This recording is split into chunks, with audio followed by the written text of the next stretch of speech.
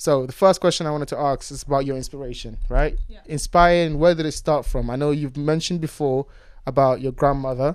So tell me a little bit more about your grandmother, how she inspired you, just how your artistic journey began. Oh, I get the mic. Huzzah. I get the mic now. Oh my god. I don't know. My grandma is like, she's my best friend. She's always been there for me, and she's been a huge source of artistic inspiration for me because she basically taught me how to do art. As a kid, she always used to bring me like really weird kits to like experiment with at home. So like from plaster of Paris that you'd mix together with water and then pour into a mold, and then you'd like wait for it to dry and paint it, to like porcelain masks that she'd like bring home, and then I'd have to like, well, also a lot of it was painting based, but she also taught me how to knit, how to sew. She helped me a lot with my cosplay stuff later on when I started doing that. But like going back like way back when, we're talking when I was like 4 or 5 years old. She'd always have something fun for me to do, and it's not just this with art, but also with literature. Like I'm pretty sure my grandma's the one that taught me how to read. Oh wow. Yeah, it was this like old book called Sharing a Shell. I I remember the book. Crazy. It was this sparkly book about like a snail or like a hermit crab or something that had a shell, and it didn't want to share it with other sea creatures, and then it got lonely. And she taught me, like, I remember sitting there in like my bed, and she used to read to me every single night. She'd come from her house and she'd sit and she'd read to me. And honestly, some of the best like childhood memories I have are with my grandma. That's like beautiful. My grandma is an absolutely amazing woman, and she's like so inspirational. So in the beginning, when she was teaching you about art, what part of art did she teach you that resonated with you the most at that age? Never leave a paintbrush in water, otherwise she'll give me a toothbrush. What does that mean? It damages the brush, apparently. Okay, she'll give you a toothbrush to actually Yeah. do. And did you follow it? Yeah. I mean, I'm clearly not following it now because I've got like a pot filled. Grabs, don't look at the table. It's fine. I've got like a There's pot nothing filled to with see. brushes. No, they're soaking because I ruined they're crappy brushes anyways, but I ruined them with paint. You don't have to explain. It's fine. I know, but I feel like feel I have like- to. Like I feel yes. like like my grandma is just gonna be there and she's gonna be like, Rev. I can't believe you did this. Yeah. Yeah. Okay, so yeah, talk to me a little bit about your artistic journey then from the beginning. So since that time, what was it like growing up with art on your mind, and like how did you really when did you start really falling in love with it? I always kind of used to do it just like in the background and habitually. I fell in love with reading before I fell in love with art. Okay. So I started reading like the amount that I do now, or at least like started building up towards it when I was in like 5th grade. So I was 10 years old maybe. Do you remember like the first book you read front to cover? Yeah, I think it was Dragon Keeper. Okay. I don't remember the author, but it's like set in like ancient China, and it's about this girl who has to take a dragon to the island of youth, but people are hunting the dragon. Oh wow. It's a really good book. Like I want to reread it now that I think about it, but I think that was the first book that I read from like cover to cover, and I just like binged it, and that was like what made me want to be like fall in love with writing and reading. Yeah, and so do you kind of like merge those two, like your reading, like your writing journey and also your artistic journey? Do you, Oh, it's definitely. kind of like all in one? So the way that I write stuff is I'd sketch a character first, and then I'd give the character a name and a personality, and then I'd create the story around the character. So for my first book that I've put up online, Charmer, it all started off by me being bored in accounting class when I was a finance major, and I just drew a picture of this like dude playing a violin in an apocalyptic like setting, and I was like, that's pretty cool. What can I do with this? And then I slowly created the story, and then I created his partner Kai. And then it just kind of escalated from there. So sort of. So it starts with drawing. It doesn't even start with it starts with you drawing. Yeah, it starts with me designing a character. Okay, that's fascinating. Why do you think that is? Why do you what about once you design a character, what about it? Your mind goes, that's a story. I can make a story from this. Oh god. It's a hard question. Yeah, it's a hard fucking question. It's I don't know. It's just I create the character, and then it's usually because I'm bored, and usually I'm bored in class, or now I guess bored at work. Yes. And I just go on these little tangents in my head of like, what if? Yes. It's like, what if this character did, I don't know. I'm trying. Like, I'm not gonna come up with a plot on fucking camera because it's too much pressure. Yeah. But I know exactly what you mean. It's boredom is inspiration because it gives you that. If I'm here daydreaming, I've done that since I was a kid. It is. Like daydreaming is where most of my creative endeavors come from. I mean, it's really it is like, I mean, I chose Reverie as my name for a reason. Mm. Like, I mean, being non-binary aside, like, it just made sense because, like, I always have my head in the clouds. Yeah. I failed a driving test once because I was busy daydreaming. During the driving test? Yeah, there's a reason that. You're not nervous. I'll be shit myself. I mean, I drive in Lebanon. Yeah, true. So it's good. I was like, yeah, it'll be the same. No, it's not. It's not the same. No. They very much care. No, yeah, they care here. They care a lot. Yeah. Okay.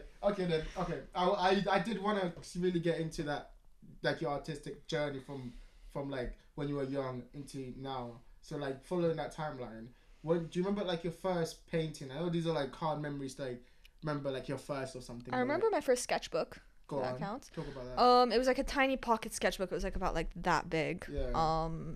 And I decorated the front with like stickers and stuff. Yeah. And I started off by just finding pictures online of like proportions and stuff and sketching them. Mm-hmm. And I drew I did ballet at the time, so I drew a lot of ballerinas. Yeah. Like a lot of ballerinas because it was really good to get like because like your bodies would be positioned in really weird angles. Mm-hmm. So it was a good exercise to work on like proportionality and just like structuring and posing. Because they'd be in like awkward angles, so you'd have to draw the leg the right length every time, otherwise they'd look like a alien monster. So you just spent like days just drawing legs over and over again because of the proportions, trying to get it right. Yeah, and it would mostly be in class, not gonna lie. Where else are we gonna, like, yeah, at home? No. I used to take my sketchbook to class instead of my notebook, and the teachers just kind of eventually gave in. just like they let me do my own thing. Yeah, they're like, that's Rev, they paint. I was like, yeah, I'd be in the back of a French class with like my watercolors. I don't know if that's a good thing or not, Rev. Hey, I did good in school. Okay, so you'd be able to just do whatever you want because you did good in school. Basically. Was art your favorite subject? It was, but I didn't take art as an IB subject actually because the art teacher and I didn't get along. Oh wow! So what did you? I took psychology instead. I did art on my own time. Oh. And then I ended up going to art school after I did finance. Yeah. And what was that like? Art school. Remember your first day at art school? How were you feeling? Way out of my depth. Really? Way out of my depth because everybody there was such an insane artist. Like they were all technically like way better than I was because they'd spent time being professionally trained, and some of them were just genuinely better. Like they were just better artists. And I remember like my first day of art school, I was just sitting there and I was like, what the fuck am I doing here? Like I don't belong here. And I mean, turns out I didn't. I ended up switching majors. But everyone feels that though. Like I feel like everyone, like even in masters, right? When I met Kieran, the first couple of weeks I was like, what the fuck am I doing here? I don't feel like I belong here. And then over time I saw, actually no, with literature it wasn't like that. I like instantly like I was like, this is where I was like, I'm home. Yeah. Okay. And it was nice. But art for you was hard to kind of yeah, it was, because I don't like doing it with like discipline in mind. I just like doing it for fun is the thing. Do you feel the same way about literature? No, I'm much more like, I don't know, quote unquote disciplined when it comes to like the way that I write essays or if I'm writing like a creative work. It's a different process. Okay. It requires more marination. More thinking, more like purposefulness in terms of like for me at least. What you're gonna do. No, I agree. I relate to that too. I also okay. So you've got your artistic. You talk about when you started the sketchbook. You've got writing. What other type of artistic endeavors have you kind of been? I know. You've done ceramics, cosplay. We'll talk a little bit more about that. I mean, my current obsession is painting on hoodies. Exhibit A. Exhibit A. We can barely. All right. Wait. I'm gonna move the camera. Kind of 4-4 breaking, but wait. I don't want to. I'm gonna move the camera. Moves it 1 inch to the left. Hey, I don't want to mess up everything we have. But yeah, as you can see, Exhibit A. Talk a little bit about this. What are we seeing? It's a character from my second manuscript. You can see like that's amazing. But we I'm not done with it. We don't want to talk about. Yeah, we're not talking about the character yet. But like you can see, like you're painting it on a hoodie. Yeah. So you're matching clothing and art. No, it's just I want to wear a hoodie with cool shit on it. But you want to wear a hoodie with your cool shit on it. It's stuff that you've done yourself. I guess. I don't know. I was just kind of like, Kieran was like, paint a hoodie. And I was like, okay. And you chose that? And I was like, what should I paint? And I was like, I'm going to paint that. Yeah. It was going to be a mushroom lady at first, but then I was like, nah. It's better if it's like this. Yeah, creepy fae ladies. Yeah. I've gotten really used to, like, they're basically all I draw now these days. Like when I'm drawing characters.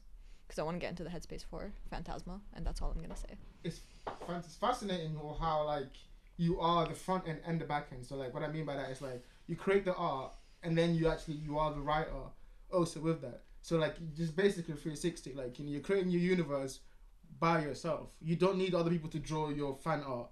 You will I do mean, the. I would welcome the fan art. Is the thing, and the fanfic. The reason that I like writing is because I want to create the characters and have other people write fanfic, so I can be like, "That's me." Hey, no, not that's me. Just so that I don't have to do it. The universe creates itself. Yeah, the universe creates itself because I believe universes are meant to be shared. Yes. Yeah. Art is meant to be shared for me. And my literature is meant to be shared amongst people. And if someone can relate to it, then I'll consider my job well done. It's interesting how you married the two. How like for you it's not separate. Like your art and your writing. I can't do one without the other. Why is that? Because I've always done it that way. I guess it's too ingrained into me. I don't know. It's part of the experience. It's an experience. I like creating experiences rather than just things. On that topic, actually, I have a quote from you, Ev, and so you once said in a conversation that we had on this podcast, you said, "It's all about creation. It's about getting what's inside of my head onto paper." Because universes you create can be infinite. They have infinite possibilities, infinite potential, infinite stories. And I think it's a shame that people don't value that as much as they should. What did you kind of mean by that? And can you elaborate on that quote a little bit? Basically,